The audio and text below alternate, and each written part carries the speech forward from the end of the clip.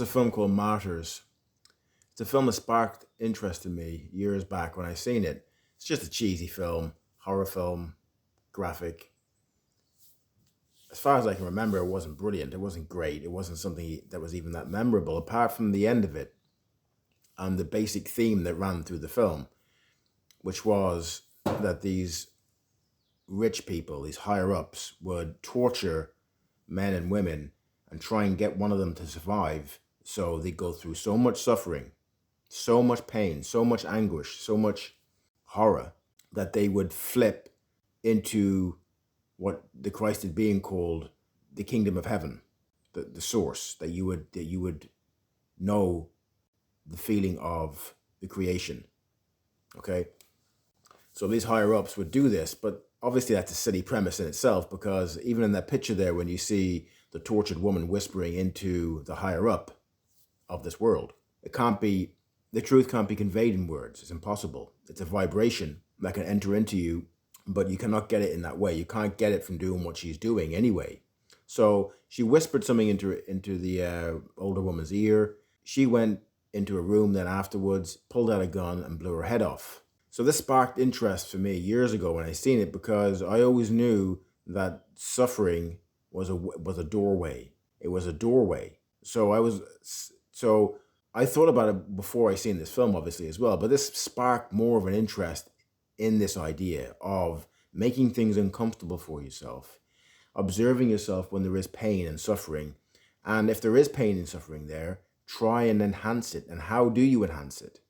Now, you don't want to do this all the time because, well, it depends. I mean, I don't know. But I mean, like, I didn't do it all the time. But there were certain times when you could feel pain within yourself and you're going, I can't take this. This is horrible. Right? So, and then, okay, what can I do to make it worse for myself? So this sparked a good interest in this area. And that film highlighted it very well. You know, like I said, I can't really remember all of it. I can't remember even a word of dialogue from it. But I do remember that part of it.